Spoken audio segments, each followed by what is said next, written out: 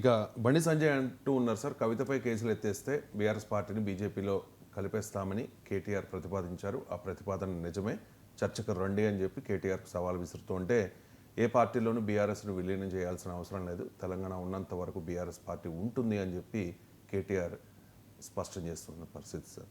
ఏంటి సార్, చాలా కాలంగా ఈ ప్రచారం జరుగుతోంది, నిజంగా అటువంటి ప్రతిపాదన ఏదైనా వచ్చి ఉండొచ్చు? వచ్చిందా నేను ఎలా చెప్పగలను? నేను అక్కడ వాళ్ళిద్దరి మధ్య చర్చల్లో నేను లేను. సీఎం రమేష్ ఉన్నాడు, మీకు సాక్షులుగా సీఎం రమేష్ ఉన్నాడు అని బండి సంజయ్ చెప్తున్నాడు. సీఎం రమేష్ సమక్షంలోనే కేటీఆర్ ఈ మాట అన్నాడు అని. సో సీఎం రమేష్ కూడా నేను పట్టుకొస్తాను సాక్షిగా అంటున్నాడు. సో సబూతిగా అంటారు తెలంగాణలో. సో అట్లా సాక్షిగా పట్టుకొస్తాను అంటున్నాడు. సో మరి సీఎం రమేష్ పట్టుకొచ్చిన కేటీఆర్ ఒప్పుకుంటాడు, ఆయన మీ పార్టీ ఎంపీ కదా అంటాడు. సో ఇలాంటివి ఆన్ స్క్రీన్ కొన్ని జరుగుతాయి, ఆఫ్ స్క్రీన్ చాలా జరుగుతాయి. రాజకీయాల్లో చాలా పరిణామాలు తెర వెనుక జరుగుతాయి. చాలా సందర్భాల్లో నేను మాట్లాడుతున్నప్పుడు సార్ మీరు వాళ్ళు నమ్మరు, మనం చెప్పేది ప్రజలకు లోపల జరిగే విషయాలు తెలియదు కనుక నమ్మరు. నమ్మక ఏమనుకుంటారంటే మాట్లాడేవాడికే మోటివ్స్ ఆపాదిస్తారు, మీరు ఇందుకొరకు మాట్లాడుతున్నారు అందుకొరకు మాట్లాడుతున్నారు అని. రియాలిటీ ఏంటి, మనకు తెర వెనుక జరిగే విషయాలు జర్నలిస్టులుగా తెలుస్తూ ఉంటాయి. ఇప్పుడు నాకు అనుభవం ఇటీవలనే బీజేపీ రాష్ట్ర అధ్యక్షులు ఎవరు అని చర్చ నడుస్తున్న సమయంలో మీడియా మొత్తం అలాగే బీజేపీలో కూడా చాలామంది నాయకులు ఈటల రాజేంద్రే అవుతారు అని దాదాపు ఖాయమైందని భావించారు. బీజేపీ నాయకులు అడిగినా అదే మాట చెప్పారు, మీడియాలో సీనియర్ జర్నలిస్టులు అందరూ అదే చెప్పారు. కానీ నాకు ఉన్న సమాచారం రాజేందర్ కాడు, రామచంద్రరావు అవుతాడు అని నాకున్న సమాచారం. నాకు ఎక్కడి నుంచి సమాచారం అంటే నాకున్న సోర్సెస్. నేను ఒక జర్నలిస్ట్ను, 40 ఏళ్ళుగా జర్నలిజంలో ఉన్నాను. జాతీయ మీడియా, హిందుస్థాన్ టైమ్స్, పయనీర్ మీలాంటి న్యూస్ పేపర్లకు రాస్తున్నాను. వెబ్సైట్లకు ఫస్ట్ పోస్ట్ నుంచి మొదలుకొని చాలా వాటికి నేను రాస్తూనే ఉంటాను, ఇప్పటికీ కూడా క్వింట్కి రాస్తుంటాను. So I have my own sources. 40 years నుంచి జర్నలిజంలో ఉన్నప్పుడు సోర్సెస్ ఉన్నాయా? పాలిటిక్స్లో కూడా ఉన్నాను కదా. సో నా సోర్సెస్ ద్వారా నాకున్న సమాచారం ఏంటంటే ఖచ్చితంగా రాజేందర్ కాడు, రామచంద్రరావే అవుతాడని. అయినా నేను ఖచ్చితంగా అన్న పదం వాడలే ఎక్కడ, ఎందుకంటే రాజకీయాల్లో చివరి నిమిషం వరకు మనం ఏం చెప్పలేం కదా, ఎవరవుతారో అనేది ఎలా చెప్పగలం. బట్ నాకున్న చాలా కాన్ఫిడెంట్ ఇన్ఫర్మేషన్, రిలయబుల్ ఇన్ఫర్మేషన్, అంటే విశ్వసనీయ వర్గాలు అంటాం మనం తెలుగులో. సో విశ్వసనీయ వర్గాల భూగట్ట ఏంటంటే ఖచ్చితంగా రాజేందర్ కాడు, రామచంద్రరావే అవుతాడు అని వాళ్ళు they have given me reasons also. అంటే ఇంటర్నల్ పార్టీ బీజేపీలో ఆల్ ఇండియా స్థాయిలో కీలకమైన డిసిషన్ మేకింగ్ స్థాయి నుంచి ఉన్న సోర్సెస్ను బట్టి నేను చెప్పగలిగాను, జర్నలిస్టిక్ సోర్సెస్ బట్టి. అది నేను ఒక టీవీ ఛానల్లో ముందు రోజు మాట్లాడుతూ వాడు 8 మంది, నా యూట్యూబ్లో కూడా పెట్టాను ఆ వీడియో, 8 మంది పేర్లు పెడుతూ ఇందులో ఎవరు కావచ్చు అని వాళ్ళు ఫస్ట్ నేమ్ ఈటల రాజేందర్ పెట్టారు, చివరి నేమ్ రామచంద్రరావు పెట్టారు. అంటే వాళ్ళ అంచనా ప్రకారం అయితే ఈటల రాజేందరే కావాలి, లాస్ట్ ఛాన్స్ రామచంద్రరావుకి అని. నేనేమన్నా అంటే last but not the least అన్నాను. ఈ మాట చాలామంది నన్ను ట్రోలింగ్ చేశారు ఆ రాత్రి. అండ్ ఈయన ఆ మధ్య ఎప్పుడో ఈటల రాజేందర్ నా పైన అభ్యంతరకరమైన వ్యాఖ్యలు చేశాడు కనుక నేను ఆ కోపంతో రామచంద్రరావు అంటున్నానని, ఆ కోపంతో నేను అబద్ధాలు చెప్తే నా క్రెడిబిలిటీ పోదా? నాకు ఆ మాటకైతే కోపం కూడా ఉండదు. ఆ తర్వాత 2 సార్లు పెళ్ళిళ్ళలో కలిసాము.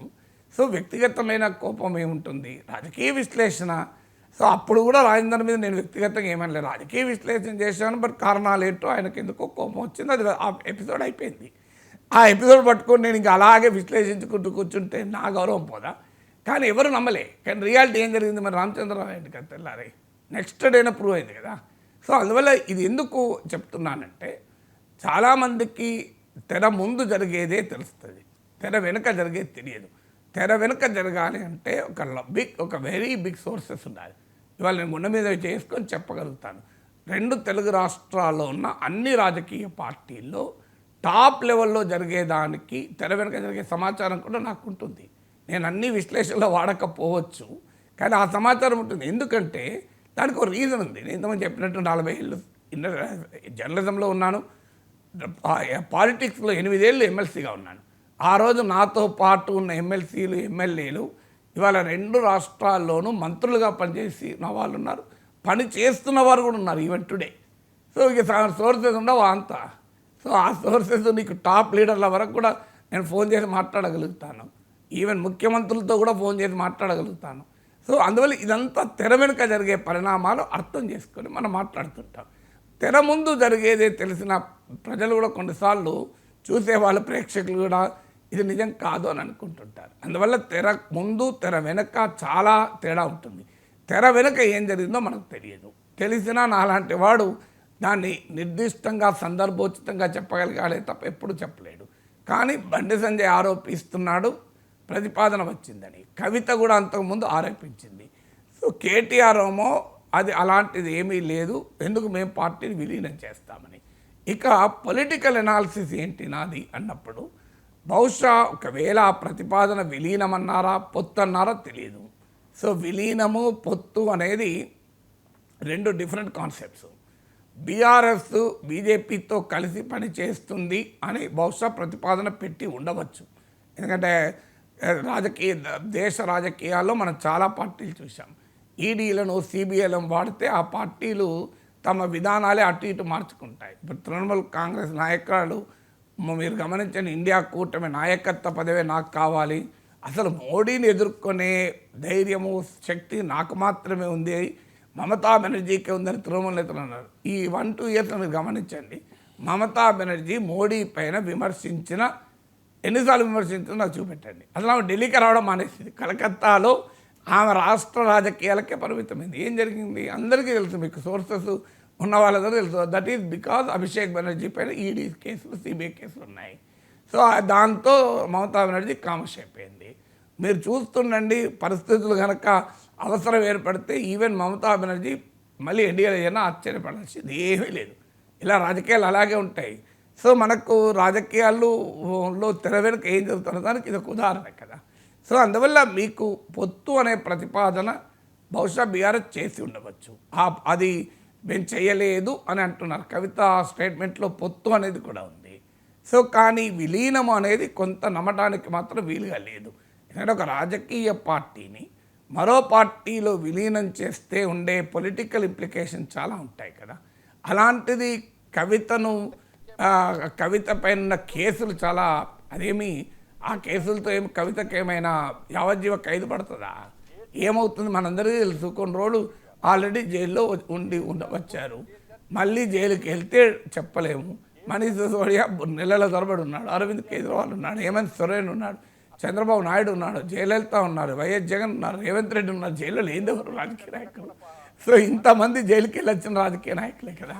సో అందువల్ల రాజకీయ నాయకులు జైలుకి వెళ్ళడం అంటే అదో స్వాతంత్ర ఉద్యమంలో పాల్గొన్నట్టు ఫీల్ అవుతారు.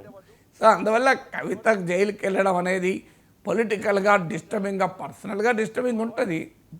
చెల్లిగా అన్నగారు కేటీఆర్కి బాధ ఉండొచ్చు, తండ్రిగా కేసీఆర్కి బాధ ఉండొచ్చు, ఉండదని అంటలేదు. దాని కొరకు పార్టీనే తాకట్టు పెట్టి రాజకీయాలనే బీజేపీలో కలిపితే కేటీఆర్కి ఏముంటుంది, కేసీఆర్కి ఏముంటుంది? సో ఒక్కసారి భారతదేశంలో పార్టీలు అంత సులభంగా విలీనం కావు. ఇక పవన్ కళ్యాణ్ చెప్పాడు బీజేపీలో విలీనం చేయమని అడిగారు నన్ను, నేను చేయలేదు అని. అలా బీజేపీలో విలీనమైన పార్టీలు ఏమున్నాయి చెప్పండి నాకు. ఏ ప్రాంతీయ పార్టీ ఏ పార్టీలో విలీనమైన, కాంగ్రెస్లో విలీనమైన పార్టీలు చెప్పండి. అందువల్ల విలీనం అనేది నమ్మశక్యం కాకుండా ఉంది. పొత్తు మీకు సహకరిస్తాం, మీతో పాటు కలిసి పని చేస్తామన్న ప్రతిపాదన చేసి ఉండొచ్చు, అది చేశామని కూడా బీఆర్ఎస్ వాళ్ళు అంగీకరించారు. కానీ బహుశా that maybe might have been done possible.